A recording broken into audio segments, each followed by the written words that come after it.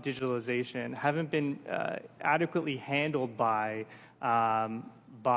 domestic regulation. We'll leave this here, and you can finish watching on cspan.org. We are live now with Senator Gary Peters of Michigan, chair of the Democratic Senatorial Campaign Committee, for a conversation on election 2024 issues and Senate races. Live coverage on C-SPAN 2. Test 1, 2. Okay. Aide, you've got a mic. Okay. He's going to make big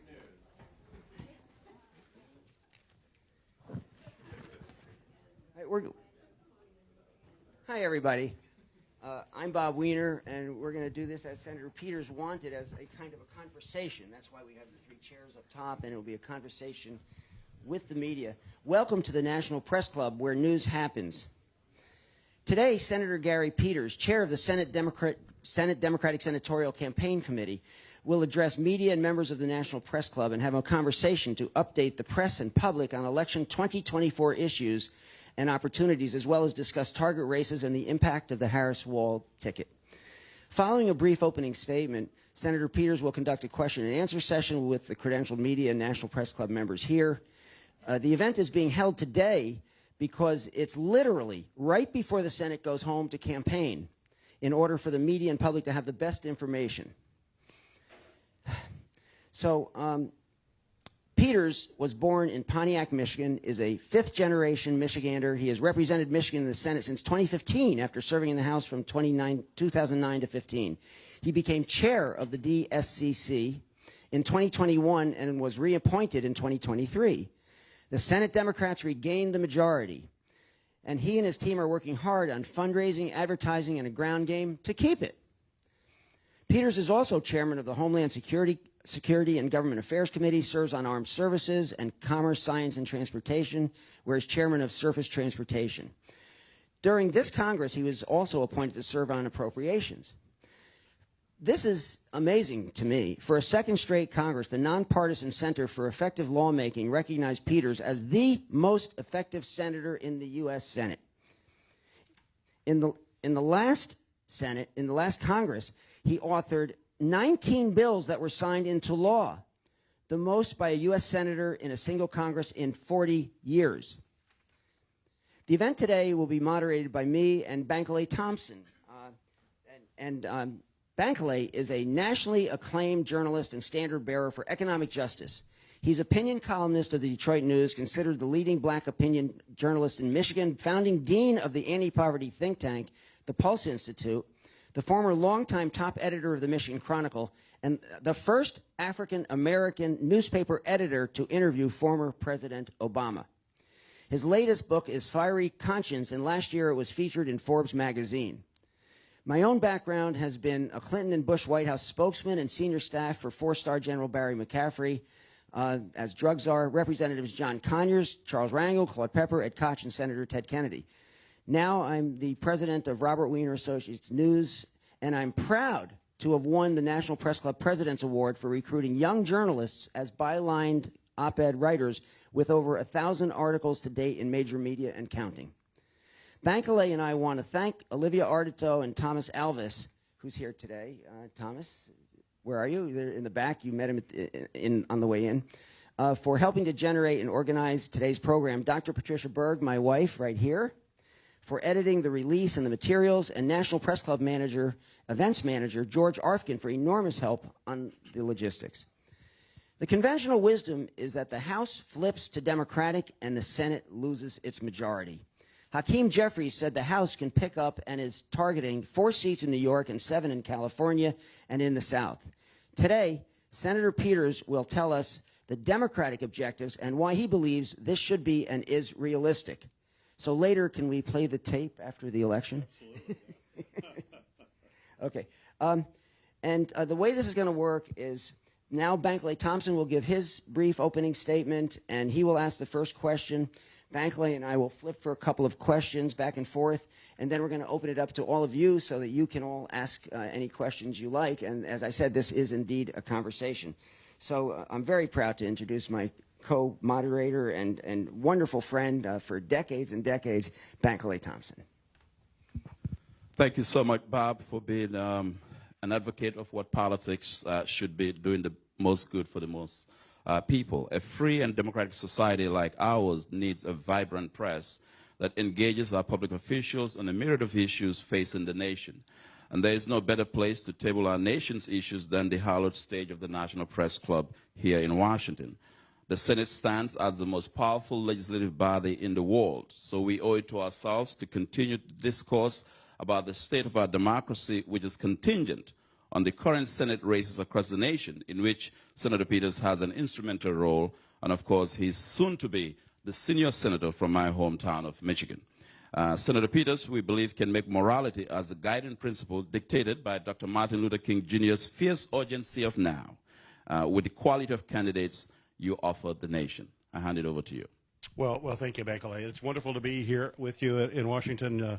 You and I have known each other a long time in your capacity as a leading journalist in Michigan, and it's great to be with you. And Bob, thank you for all of your leadership here and bringing all of us together for this event. And just to pick up briefly on Bankole's comments, a free press is absolutely vital to our democracy when you think about the tenets of it. And we've had some attacks against the open and free press by folks, and that's a direct attack on our democracy. So thank you to all the journalists that are here. Thank you for the work that you do. You play a vital function in making sure that this great country continues to be great. So thank you.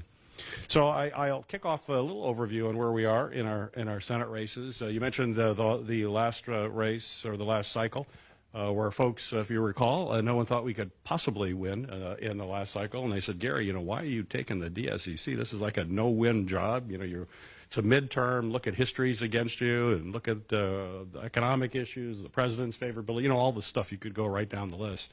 But I believed, and I believed because we had great candidates, and the candidate quality difference was significant last cycle. And you think about candidate quality differences in places like Georgia and Pennsylvania, it was clear that we had the best candidates.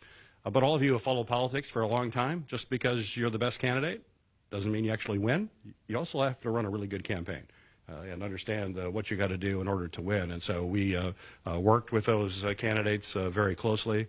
They had great campaigns. We assisted them and worked with them. And the one thing that we did at the DS, and I bring this up because it's really about our strategy this time as well, the playbook. And what we did last cycle, which was different, for the first time in the history of the DSCC, we put more money into the ground campaign than we did in the air and electronic. And in my view, and I felt pretty strongly about that, is that we're in just really close races. These were all battlegrounds. They were going to come down to the wire. And the way you win a close race is you have a good ground campaign. You're out talking to folks. You're making sure they get out to the polls and vote. And we put that in place, and that's why we won. I mean, if you look actually around the country in the last election, it wasn't that great for Democrats. We didn't win that much. We didn't do as well in the House as we thought. It was just our Senate states that we did well, and it was because our candidates and the campaign that we put together. Certainly we had an assist with the Dobbs decision. There's no question about that with turnout in the midterm, but we had to do a lot more than just that. You just can't rely on that. You also have to put the campaign in place in order to win. And when it was all said and done, not only did we hold the Senate, we expanded it. That was the first time since 1934. So that was a while ago that anybody had done that. So we were very proud of that. And then my colleagues asked me to do it again. Not usually people don't do 2 tours at the DSCC, but I'm here. And but the best news is that basically all of the central team of the DS, we all stayed together. All of the senior leadership, that never usually happens as well. People kind of go off, especially after a big year. Everybody stayed in place. I used to joke the band is back together again, but actually we never left, so I think we're just on tour again of the group that we had for that first cycle. And what we're doing now is the same thing we did last cycle. So we're bringing the same playbook. We have superior candidates relative to the Republicans that all of our incumbents and our challengers, or our candidates are running. And I think you can put them on a scale if I were to characterize the Republican candidates. And it's like a continuum. It starts at flawed and it goes to very flawed. But most of them are more towards the very flawed. In fact, some are actually pushing the very flawed. Carrie Lake is probably an example of one pushing the very flawed element forward, but she's got a lot of company. She's not by herself in that area. And so once again, and I can go through some of the states, but we can, with your questions as well. But with that, we have that kind of quality issue. We have seen that throughout this election, even when polling information or data wasn't great in the presidential race. When President Biden was in the race, for example, his numbers, as all of you know, were fairly weak. But all of our Senate candidates were doing well. They were outperforming. They were leading. They had strong campaigns. And it was because people look at Senate races as candidate versus candidate races. And the quality difference really paid dividends to us. That's continuing. Clearly, the enthusiasm in the Democratic Party is elevated right now with Kamala Harris's campaign. Unprecedented volunteer activity we're seeing right now. People are very engaged. The numbers are continuing to move in the right direction. They're still close, as we would anticipate, because this is just by nature will be a close race. Our battleground states, which are usually really aligned with presidential battlegrounds, with a couple of exceptions, are two top races in Montana and Ohio. Those are not states that Vice President Harris is going to be campaigning in. She's definitely not going to be in Montana. So it's up to us in order for us to carry the ground campaign and the organization for our Senate candidates. But right now, we are in a position where I always expected we'd be, and that's close. And we're after Labor Day. All of our candidates, incumbents, are either in the margin of error or slightly above. And when they are in the margin of error, they're at the top end of the margin, not the bottom end of the margin. And that's a good place to be. We're continuing to put the resources in place. We're building great ground campaigns, just like we did in the last cycle. Those ground campaigns will turn out our voters. And when you think of the abortion issue, which was certainly helpful to turn out people for us last cycle, and when you had referendums in Michigan, for example, last cycle, Bankole, Prop 3, as you know, is the top vote getter in the whole state by a big margin and pulled everybody up on the Democratic ticket. We had good candidates, too, not to diminish that, but we had this, when you have Prop 3, we had the highest turnout, for example, in Michigan of 18 to 29-year-olds in the entire country last cycle, and it was really Prop 3 that brought folks out when you do the analysis afterwards. And we have a number of those initiatives in our key states. We have one in Montana. We have one in Arizona. We have one in Florida, which is we'll talk about as a pickup opportunity. Those will also have the same kind of impact for us on election time. So when I look at, I'm going to probably anticipate some questions. Folks are going to ask me about Montana, I suspect, if I could take that one before I get the question. Montana is a race where we have an amazing incumbent. Jon Tester is as authentic as you can possibly get in Montana, a multi-generation farmer, tied his roots to the land. People in Montana have gotten to know Jon. He's been able to win tough races, so what he's facing now is no different. And he is a great retail politician, and retail really matters, particularly in a small state. Montana is a really big state geographically, but small state from a population perspective. A little under, has 2 congressional districts, but basically almost like running for Congress in Montana in terms of the number of people. And those kinds of personal relationships make a difference, as we see in Congress, where members of Congress can outperform considerably whatever the top of the ticket is doing because of those years of getting to know folks in their district, and in Jon Tester's case, in his state. People know him, they respect him, and that makes the difference. You're seeing some polling numbers. They're all over the place. Our polling still shows we're in a good place, but you'll see other polling that people will look at. But I'm just going to warn folks, it is really hard, always is hard, really hard to poll in Montana. It's tough. It's a small state, rural state, always tough. And right now, because of the attention, Montana's got all of the attention of the whole country because of this really big race. You talk to folks in Montana, they're saying, we have like a pollster call us every day. People really do not like being called by a pollster every day. And they're usually saying, leave me alone. They're usually using language much more colorful than I'll use here at the press club, but like, I'm not going to talk to any more pollsters. Quite frankly, I don't know who's talking to pollsters anymore in Montana because they're just kind of fed up with all of that. So I would take that with a real grain of salt. And I kind of compare what's happening in Montana to what happened in another race in a small state where, in this case, Democrats thought we were really looking good, and that was in Maine against Susan Collins when she ran for re-election. It was a big, I wasn't the DS chair by there, I was running myself, but a big race, lots of money, lots of attention. Susan Collins was never up in the polls the whole time. Everybody thought her days were numbered. And even before election, she was down in the polls. And she ended up winning, I think it was by 8 or 9%, 9 points. So that's kind of similar. The parallel to what's going on in Montana is there. Same kind of thing, retail politics.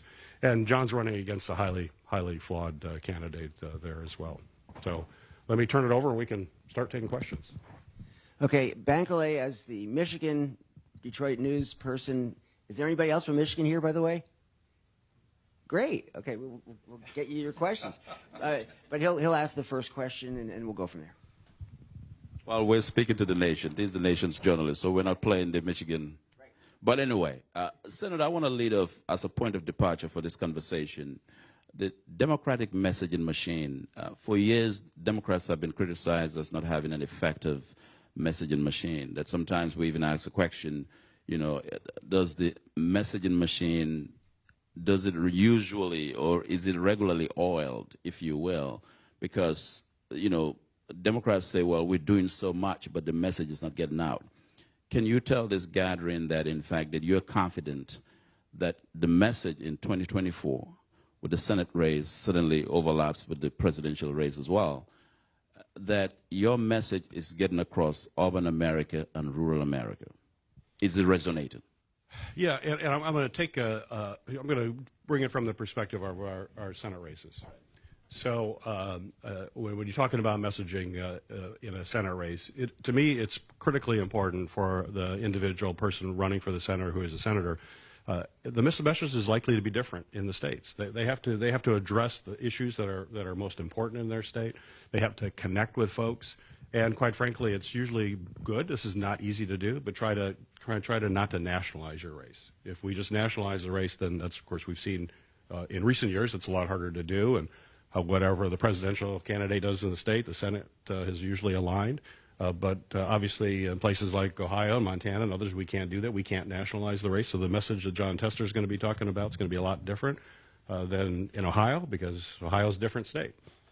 What I often will recommend, and you may have picked this up in your years of watching Michigan politics and my involvement in it, though, I always tell candidates, somebody who might be new, my incumbents know this already, but when you're running for the Senate or for Congress, don't run as, in your mind, you're not running for Congress, you're not running for Senate. Run like you're running for mayor. You're running for mayor. Localize. You're running for, when you go into a town, talk about what's important in Kalamazoo. Talk about what's important in the city of Detroit. Talk about what the folks in Traverse City are talking about and how you can have an impact to help their lives. And the issues, there's a lot of similarity, but there are also the nuances.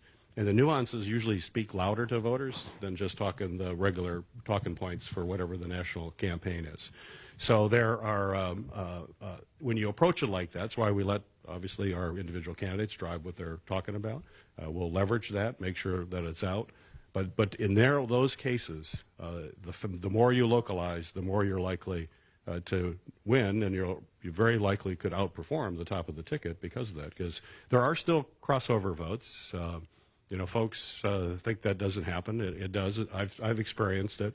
When I ran for the first time I ran in the House, I was the first Democrat in my district in Oakland County since 1893. And they came at me with everything they had the second term, and I won. But the Republican governor in our state, Rick Snyder, he won my district by 26 points, and I still got reelected as a Democrat in the district. So the people do split. That was like a quarter of the electorate voting for a Republican governor and voting for me. And so I know it works, and I could go through some of our Senate races, and that kind of difference. John Tester is going to have to show that, obviously, in Montana. He's done it before. He can do it again. So I think voters will focus in on how you are just showing you are all about the people in your state, and you can really focus on some of the nuances that people send that message to people, which is so important. Well, let me follow up on that messaging question, specifically with the economy.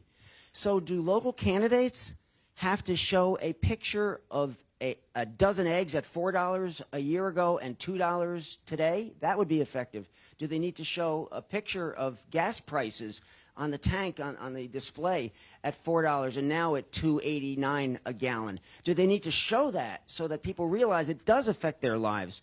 So the way I was going to ask this question, though, is why is the message not succeeding on the economy, especially that despite virtually all economists saying we were headed to a recession following COVID, Biden and Harris stopped a recession that was all predicted by legislation pumping resources into people's pockets and people programs. And now the World Bank says the U.S. is powering the world's economy. So why, despite now restored low inflation, record jobs, lower interest rates, low unemployment, is the administration not credited? Why are they not credited? Or is it just a lagging indicator? Or do they need to do the kind of ads maybe we just described? For the economy, instead of the polls blaming them for something that's just not true. So what can Senate Democrats do about this with just 40 days left?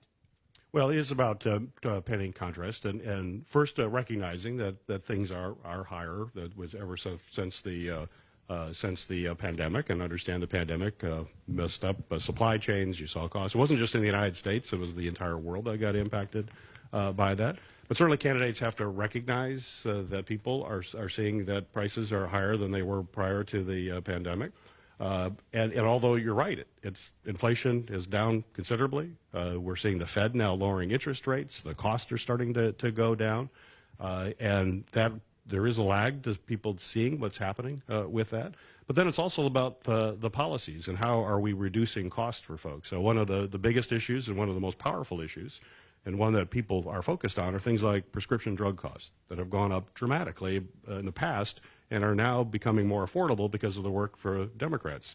So, for example, for the first time now, Democrats are able to get legislation to require drug companies to negotiate lower drug prices for Medicare. We've capped the amount that seniors would pay at $2,000 for their prescription drugs. And a huge victory was on insulin, which is used by many seniors that deal with diabetes, capped at $35 a month. That was a cap. They were paying considerably more than that. And so that was Democrats. And then we paint the contrast. You have to remember the reason you're only paying $35 is because the Democrats, because every single Republican voted against it. Every single Republican. So when you say, oh my gosh, I'm paying less for insulin. Well, every Republican tried to stop that because they were standing up for drug companies and not for everyday Americans. And so those are the kinds of things that you talk about in our campaigns. This is what we did. This is what we battled to do to bring down those costs. And we'll continue to talk about that. Senator, I'm thinking here, when you ran in your last re-election, Detroit played a crucial role, one of the nation's largest African-American cities. And we're kind of in a state of bewilderment, given that the Republican flag bearer, Donald Trump, seems to be or appears to be gaining some ground with African-American voters, black men. And I'm curious to ask you, why do you think that is the case here? Is there a missing link, or is there something that Democrats are not doing with their base that seemingly gives credence for Trump to be, appearing to make some inroads with black men, the base of the Democratic Party? Yeah, I think part of this goes back to just making sure folks see some of the facts as well. I mean, you're looking at black unemployment now; it's the lowest it's been in a long, long time. Beneficiaries from the Biden-Harris administration, new business formations with minority-owned businesses, black-owned businesses is way up, and that's what I hear when I'm in Detroit and other places. Folks want to live their version of the American dream, often to start a business, hire folks, build, but it's difficult to have access to capital in the past. The Vice President Harris, Biden administration, has done a lot now that allow more seed capital necessary for people to start a business, and we're seeing that with African-American businesses now, the biggest we've seen in probably ever in terms of new business starts. So you gotta, sometimes people don't feel it directly. You have to talk about what's happening and how they should take advantage of some of the opportunities that are there for them. And when people see what the work that has been done, that's tangible, not just promises that don't ever get realized, that we can prevail. You're seeing those numbers are changing. I think Kamala Harris has been doing a great job of articulating that. and some of the softness in numbers that we saw through the summer are starting to firm up. But you can never take your, we use a Michigan example, never can take your foot off the gas on the car. You know, keep pushing forward and talking about what we have done. But it's also about the future. You know, most elections are not about the past. And I don't think anybody wins because you say, look at the good job I did in the past. They're like, okay, great. What are you going to do for me in the future? That's what I care about. And so Kamala leaning into helping folks with the cost of home ownership, for example, and folks that want to be able to buy a home, get out of rental situations, particularly in our cities, that want to be able to have that stake in the ground. And how can you help folks get that initial down payment to be able to buy that house, to be able to build equity for your financial future? Small business loans she's talking about as well. All those things are going to have a big impact, not just in our cities, but in our rural areas as well. And rural voters are going to realize that these are things that are critical for them too. And so it's about that future vision. Okay, my next one is, I'm not going to ask the one my cousin asked me to ask about why are so many Senate Republicans just acolytes, you know, sycophants for Trump. If you want to answer that one, that's fine. But I'm not going to ask that one. Okay. Most strategists before the last midterm said Biden should focus on other issues besides saving our democracy, but he stuck with his gut. And he made that the central overriding issue with speech after speech about it. He proved right then, given the results. And is that still the case? Is it that important now? Do people see their basic voter rights blocked as the main thing that leads to all other issues being solved? Or is that fading? I think it's still a central issue. You know how you stack them up. And again, it kind of depends on the individuals where you are. But there's no question that continues to be a powerful issue, that people understand that there are folks that have autocratic tendencies. Donald Trump has that. When you think about the world leaders that he praises, they're autocrats. They're folks who are counter to the democratic system that we love so much in this country. He's been telegraphing that all the time. I think January 6th was a pretty good telegraph of what that guy is all about and how fearful we should be about him if he gets power again. We're going to be in a precarious situation. So it's important to remind folks how people felt after January 6th. I don't care. Most folks, they were shocked as they watched the events that transpired on that day, when Donald Trump was back rooting them on in the White House. And yet folks some people want to put that guy back in the White House. So, like, don't be surprised if that happens again, because he's already telegraphed it. And we just have to keep reminding folks of that, of the danger that we have. It's still a central issue. There are a lot of issues that people are thinking about. They're thinking about rights being taken away, too. And so when you're looking at reproductive freedom, what happened, that an entrenched right for women for 5 decades was stripped away because of the Supreme Court that Donald Trump and the Republicans just put in. And the Republicans, during the time they were in the majority, actually refused to put appointee of Barack Obama in the Supreme Court. If they take the majority in the Senate, you're going to see the same kind of thing happen with Kamala when Kamala runs. I'm going to put that out. When Kamala wins the election, if she doesn't have a majority in the Senate, it's going to be a huge barrier, and you may see further judges appointed that don't believe in the rule of law, and that's our wall against autocratic tendencies. It held after the last election when Donald Trump tried to undermine the election, yet the judiciary stayed strong and didn't allow him to do that. But if you give him more time in the presidency, that will all erode. And we need to make sure we remind folks of what is at stake. And I do believe that it is powerful. So what do you see, Senator, as the biggest single deterrent here? We talk about, the significance of the institution of the judiciary, the free press, and those institutions that bear the hallmarks of our nation. What do you see as the biggest single deterrent to protect the erosion of these rights you're talking about? Elections. So we have to maintain the integrity of elections, which we've had free and fair. We're going to continue. And then people have to show up and vote. You have to vote for candidates who share your values, believe that one thing that should never be on the ballot. Everyone should agree that we have to keep free and fair elections and democracy. But we know that there are people running that don't share that belief. And they're telegraphing, back to my comments about Donald Trump. And so the way we keep this democracy is by voting in big numbers and making our voice heard in no uncertain terms. And I think, we're seeing that. We're seeing the shift in this country. The numbers are getting better for our Senate candidates. And I want highlight, we are seeing now states that we've always been watching to see if they're going to become more competitive. They are, and I'm going to bring up two, Texas and Florida. You know, there's been a lot of focus on me holding the 50 seats to make sure our incumbents, or the seats where we have incumbents retiring, places like Maryland and Michigan and others, and you know, Arizona, but those are states that a Democrat currently represents, and we have to hold those. But we have a great opportunity in both Florida and Texas, and candidate quality is part of that issue.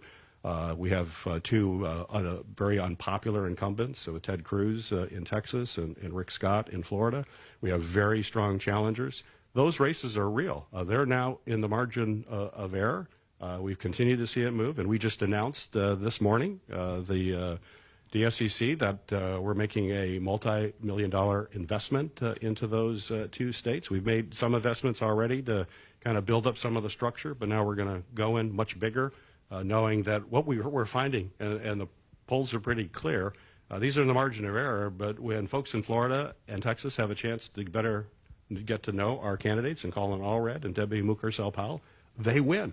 They win there. Now, those are not cheap states. They're big states, but the investment is something that we're very excited about. We're able to do. You know, we're not taking away money from all of our races, our must-hold races, but we have an opportunity with fundraising and money coming in that we feel comfortable now. These are good investments we're making, multi-million-dollar investments into Florida and Texas, and with that, we have a real shot at winning those states. That sounds like a news lead to me. I'm just saying, you know. But let me just say, what you were saying about choice and women's decision making, it's so beyond, and Senate Democrats realize this apparently, and you can tell us if that's true, but the Republicans simply don't. It's not just women, it's not just women under 50. It's disempowering women altogether. And it's not, so it's all women that are mad at the rights of women being taken away. That's an endemic piece of it. And husbands and friends and people who support women also, men are outraged by the position that the Republicans have on choice also. And are Democrats smart enough to just make that such a central issue? Because state after state where the referendums and the votes are taken, even in Kansas and Kentucky, Democrats win and the issue wins. But I did want to ask, so you can re-comment on that, but Sure. How are Senate Democrats countering Trump's recent statement on Zelensky that every time he comes to the U.S. he leaves with another $100 billion? Does he strike a chord on war fatigue, and how do you counter that? Well, first on the reproductive freedom, there's no question it goes to the core of rights, and it's not just an issue for women; it's an issue for all of us. I won't go into that now, but I've shared a story in my family where. With my first wife, where we wanted to have a child, and something very wrong happened, and she needed to have a E&C, an abortion, to save, with a baby that wasn't going to survive, but to save her life ultimately. And we went through a horrific story. I won't go into all of that, and that has been talked about. And after I told that story, it was amazing to me how many men reached out. It was women all over reached out and said, "Thank you for sharing that. You know, we went through this. They've never told the story. They felt uncomfortable about it, but now they felt empowered because people were talking about that abortion's truly about health and life of women and mothers and sisters and daughters and wives." So. But there was the number of men that came out that said, you know, we went through that as well. I never talked about it, but man, thank you for doing that. I'm going to do the same thing. And that's why we're seeing why these referendums do so well, because everybody's been touched some way by this, and they realize that it shouldn't be politicians that are telling families what to do. It's up to them and the women and their physicians. This is something fundamental to the rights that we have as Americans. And so when you look at the referendums in Florida, for example, and you mentioned other states, wherever that's been, huge turnout. I mentioned Michigan earlier. The last public poll that was out showed that their referendum, to undo what Florida has a 6-week ban, 6 weeks. Most women don't even know they're pregnant in 6 weeks. It's horrible. No exceptions, rape, incest. It's really draconian for women. And right now in Florida, that referendum has got 68% approval. 68% of the people say we're going to overturn what the Florida legislature did for rights. And so here we have candidates. We have Debbie Mucarsel-Powell, who fully supports Roe v. Wade, making sure women have those rights. And you have Rick Scott, who's doubled down, said, I fully support 6-week ban. I don't believe in any exceptions, and I'm voting no on that referendum. So we got a candidate in Florida who's voting no on an issue that is intensely personal, intensely powerful, with 68% of the people in Florida. Now, I've been in politics a while. You usually don't like to be on the wrong side of 68% of the people, especially for an issue that is as important and as powerful as that. That's why we're investing in Florida. That's why we are going to win Florida. We just got to keep pushing and letting people know what's at stake. Back to your question, what's at stake? Elections matter. To Bankole's questions, elections matter. This election matters so much for the future of this country, decades to come, that people have to get out. War fatigue. Well, war fatigue, certainly I think we're still committed to making sure that we have the rule of law in free countries, and we have a democracy in Ukraine that's under attack by a brutal regime of Putin that has done unspeakable things in Ukraine. And as a country and as part of the world democracies, we all need to lock arms because autocracy's out there. We even have a candidate in Donald Trump celebrating people like Mr. Putin, who engages in these horrible war crimes and an unprovoked attack against a free country.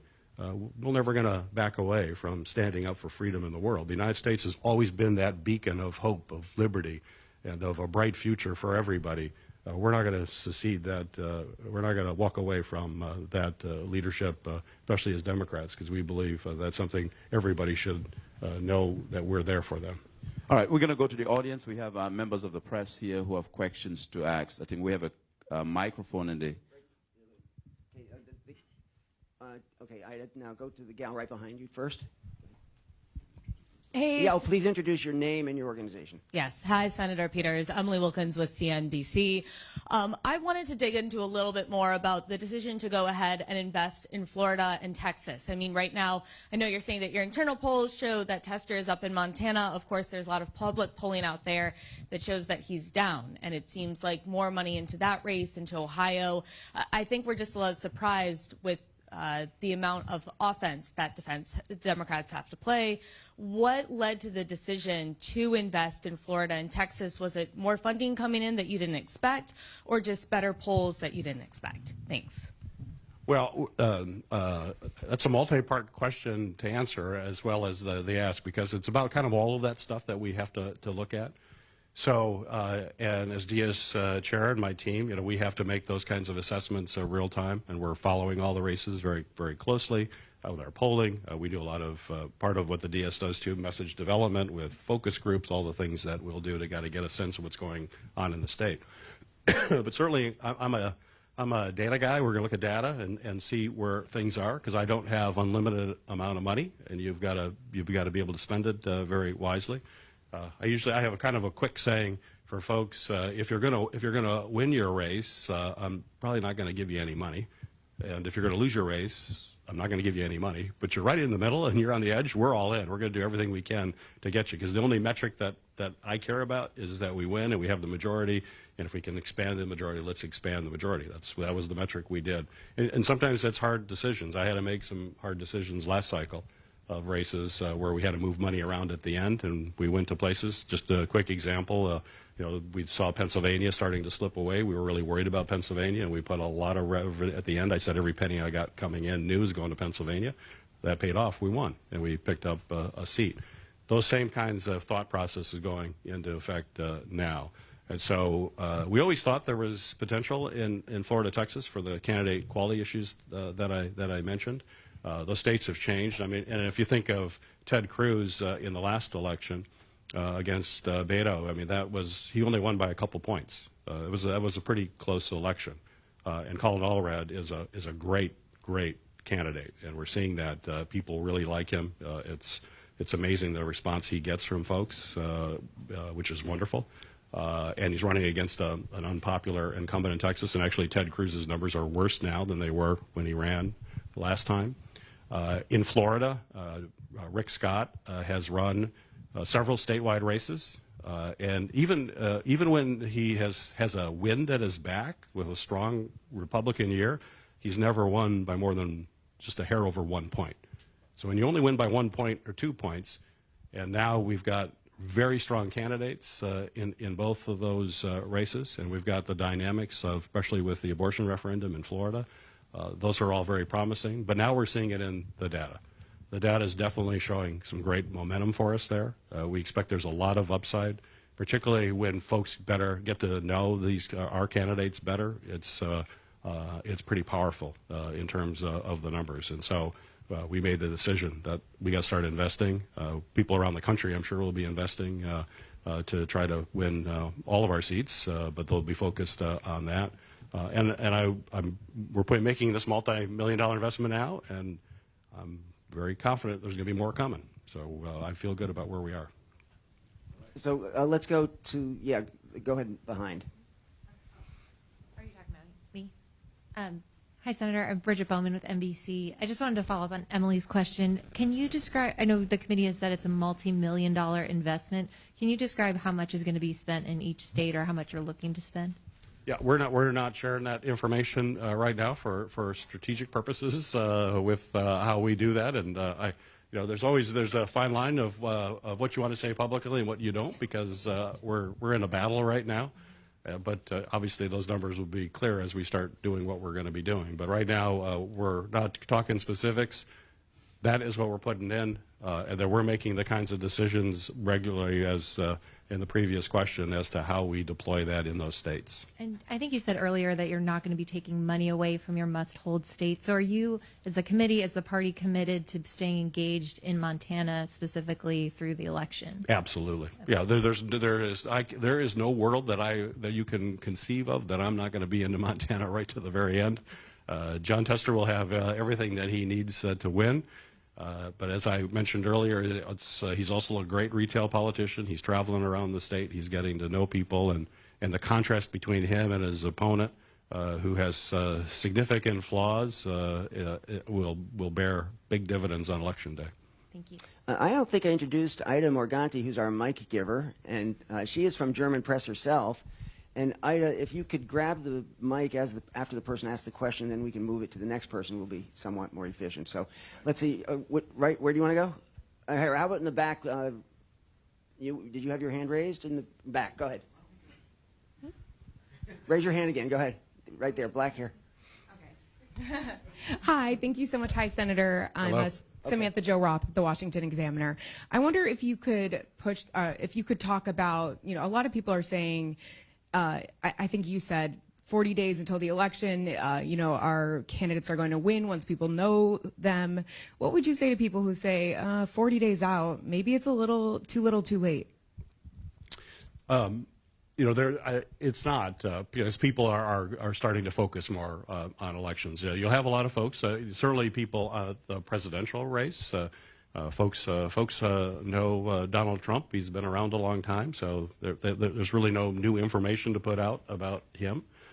Kamala Harris, though, still has to, as a vice president, you don't get the same kind of exposure that you would, certainly not like a president, and so she is out there getting to know, and we know the same dynamics as people get to know Kamala. She's doing extremely well.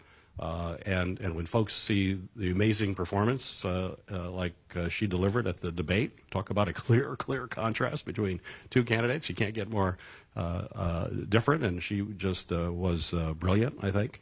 People will see that. And now then they're looking at Senate races. I mean, even when you look at all the Senate races, there's still large amounts of undecideds. They're starting to close, but a lot of voters make those decisions fairly late. Voters have a lot on their mind. They got their regular lives. It's sometimes surprising for all of us in the room. Most people are not thinking about politics every day. That's just not what people do. They're busy with what they do. But as the election gets closer is when they start focusing and taking in information. So this is really the ideal time to be making the difference. You turn out your hardcore partisans, make sure that they're getting out to vote. We identify those. Those are the people you already see taking sides on both sides, but there's still a big pool of folks who they may lean one way or the other, but they're still open to getting information, and that's who we focus on right now. So that's why you can't stop campaigning till you run through the tape.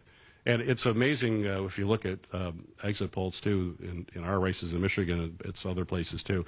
The number of people that make decisions in the last couple of weeks is a pretty large number. It's a deciding factor. Okay, before we get to the very end, we want to thank Alan Kotak, the National Press Club photographer who's here, been shooting the event, and he made a special occasion to come at this early hour of the morning, so we thank you, Alan, for doing that.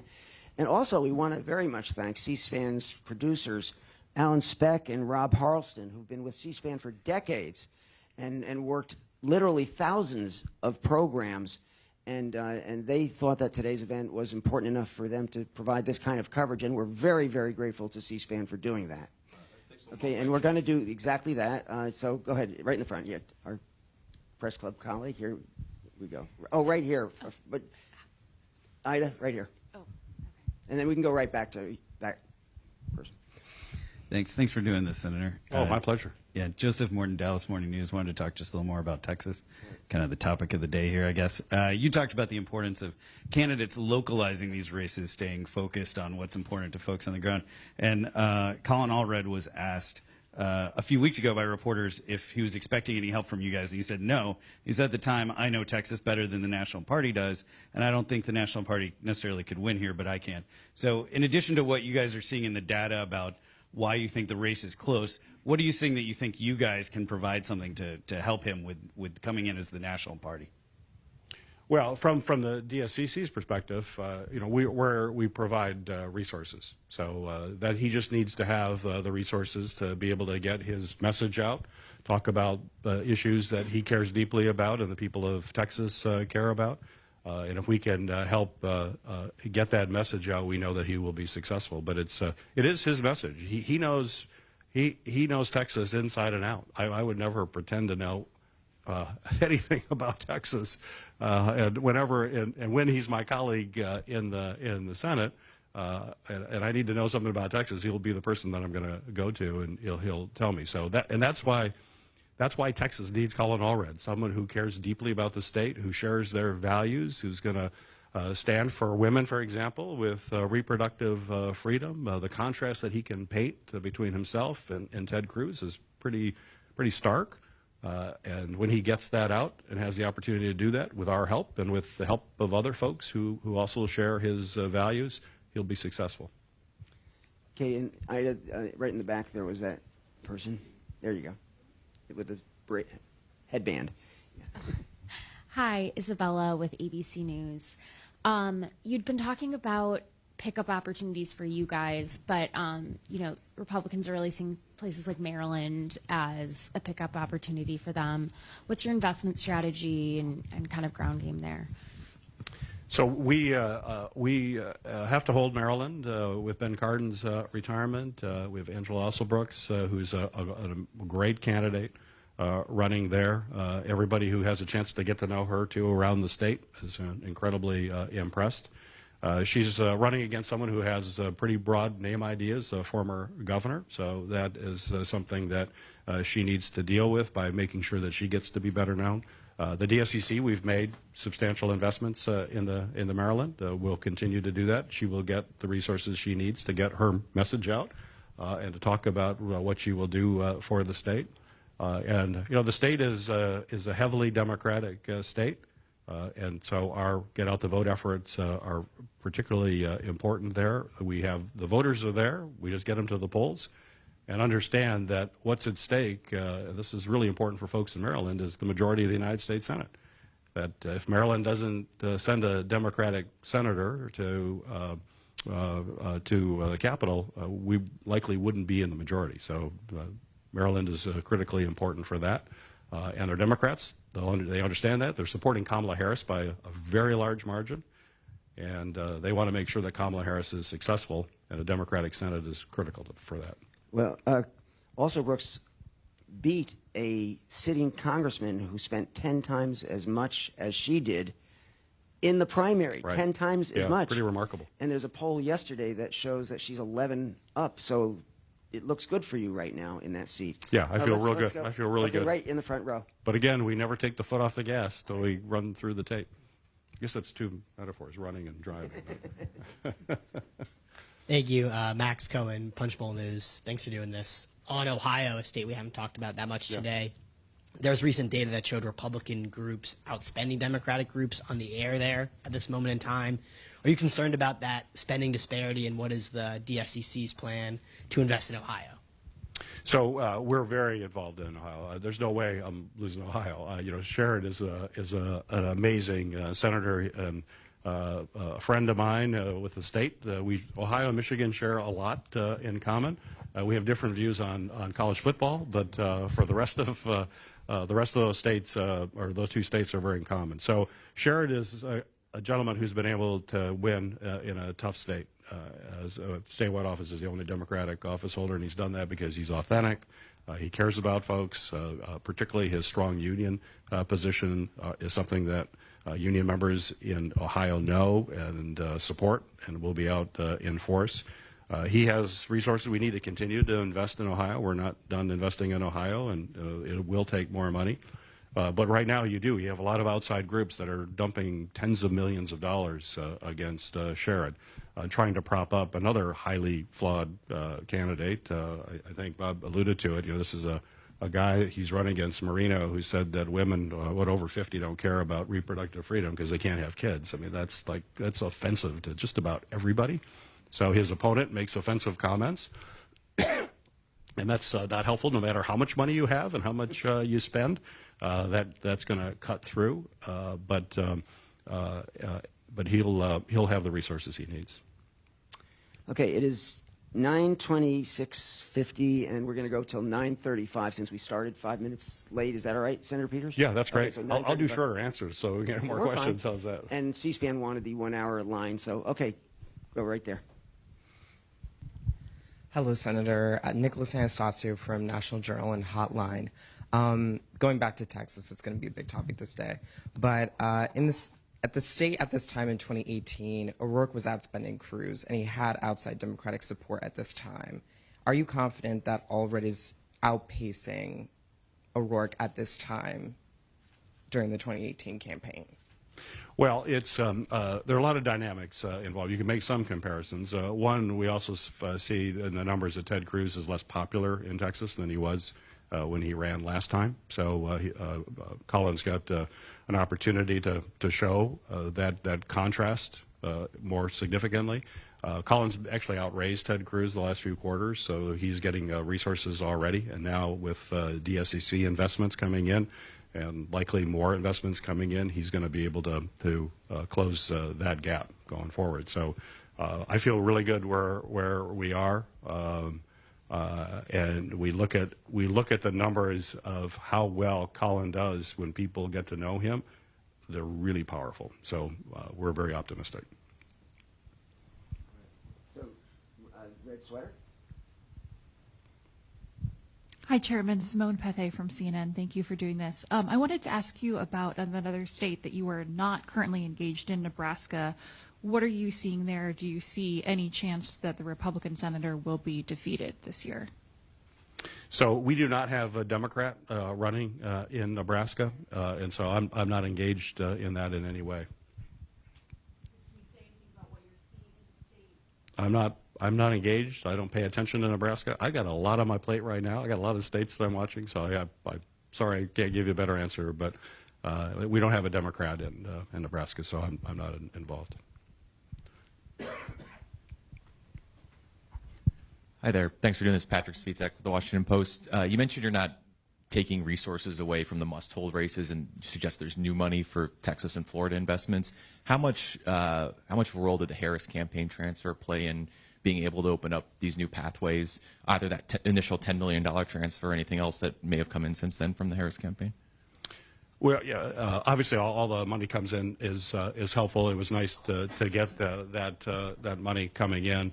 I say, we budget regularly, so we're budgeting for all of our. So we're not going to. When I say we're not taking money away, we're going to meet all of our budgets, all of our commitments, all the things that we think we need to do in all of the states. But as new cash comes in, that gives us more flexibility to. And that's always the case. It's not unusual to have the cash coming in at the end. We're at a good part right now because there's just so much enthusiasm for Kamala Harris in this race, and it's also helping our Senate races because folks realize the Senate is absolutely critical to the success of a president as well. So we're seeing the kind of energy we're seeing. So it's not just money resources. That's incredibly important, but it's also physical resources of volunteers. And the number of volunteers that are volunteering for our coordinated campaigns across the country, the numbers are amazing. In fact, the challenge that we have that I hear from a lot of organizers is that they can't get back to people fast enough because the number of people who are signing up to volunteer is going up so quickly. So if you're going to have a problem, that's not a bad problem to have, but you still got to make sure you're bringing people in. I mean, just an example in Michigan with Bankole here. After Kamala came into the race, when Joe Biden withdrew from the race and Kamala came in, just a week later, the following Saturday, I was at a Canvas kickoff, which we do to pump people up before they go out door knocking. And I was amazed how big the crowd was. It was an absolutely gorgeous day in Michigan and on a Saturday. And when it's a really pretty day on Saturday, people usually have a lot of other things they can be thinking about doing except rather than going out door knocking. But they were there. They were fired up. In fact, we were recruiting volunteers for a year and a half statewide, and in that 1 week period, the number doubled. And when I was there were a lot of young folks there. And as I walked around and talked to them, I was particularly impressed that over half of them, first time they've ever volunteered on a campaign, they came out in that week and said, we're going to get involved in this race. And so that enthusiasm also then translates to money as well. And we're finding our grassroots donors, the folks who contribute $20 or $15, whatever they can afford, that number continues to accelerate in this race. So that gives us more opportunities, and I think that's important for folks to realize. Their $20 contribution makes a huge impact, and particularly in our ability to be able to expand our map into Florida and Texas. Right. I think we have room for 3 more questions. Hi, my name is Maximilian Sacher. I'm with the German press agency and my German radio station M94.5. And I was wondering, how could the Democratic Party more effective in counties like Fulton County, Pennsylvania, where Trump has, like in 2020, he won by 85%.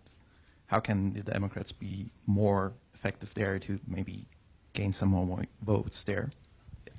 Well, I don't know the counties to that granular detail. I'm going to be counting on Bob Casey. He could answer that question a lot better than I can. But part of it, as we try to get around our states too, in places where, particularly rural areas, where folks have where we may underperform, I find just getting there and being present and campaigning directly makes a huge difference. And so I know our Senate candidates are on the road constantly, and just showing up is incredibly important. And I'm sure Bob Casey, I can't speak for him, but I suspect he'll likely be there, as well as other places. He's got a very aggressive campaign schedule, and that's the same for all of our candidates. And John Tester is all over Montana. That's back to my point about retail politics. Retail politics really makes a big difference in meeting people. But in a place like Montana, 15,000 votes can make the election. It's hard for 15,000 to change the election in Pennsylvania or Michigan, but in Montana, that retail stuff makes a difference. And John knows how to do that in counties, rural counties in Montana, who know that he cares because he shows up. All of that applies for all of us. All right, so we're going to do the two that had your hands up. Raise it again that you just had in the back.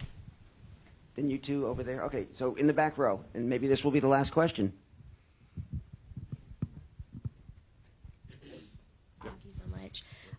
Thank you for being here, Senator. I really appreciate it. My question focuses more on comments from Republicans in the last week in states specifically like Ohio and other places with hateful rhetoric. So I'm wondering what you guys are doing in those states to sort of target voters that might be moving away from their traditional party and looking for other options. Are there any new approaches to picking up voters in those areas?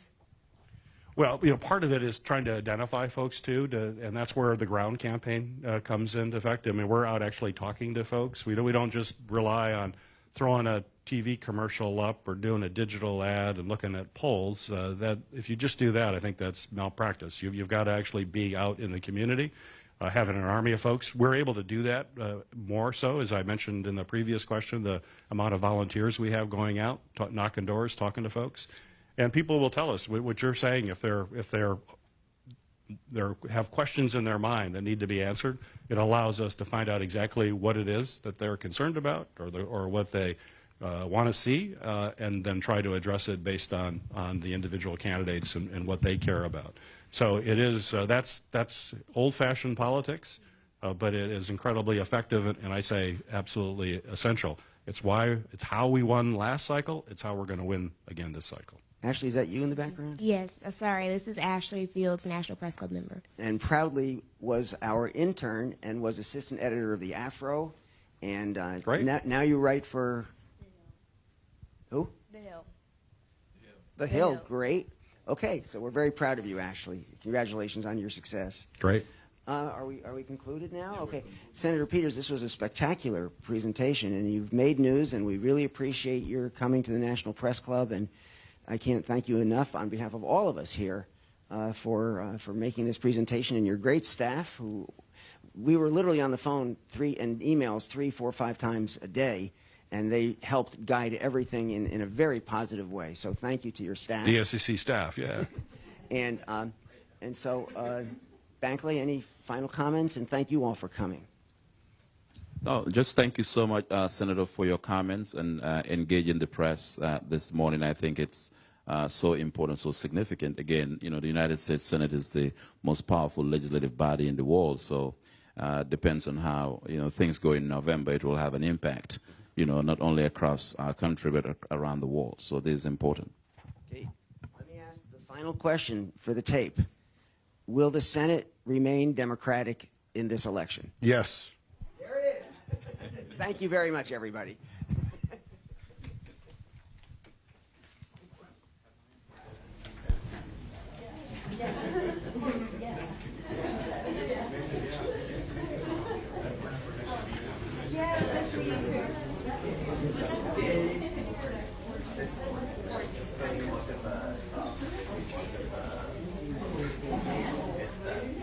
How are you? Thank you again for your help. Oh, yes. Oh, my God.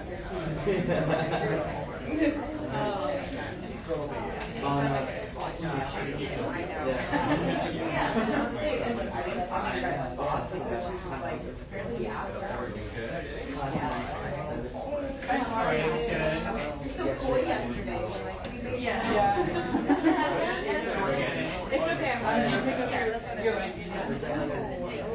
That's all the time we just already from the public. So, it's all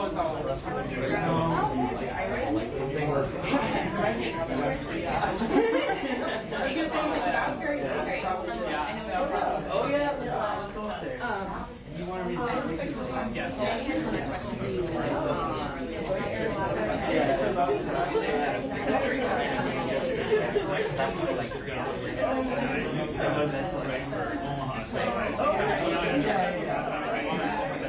Find it fascinating.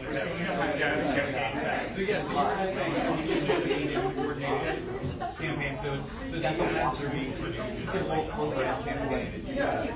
Helping pay for them, basically. I mean, or is it going to be? Okay. So you guys are not actually like cutting, doing the creative. That's right. And basically, they're stuff on our. Yes, initially, but more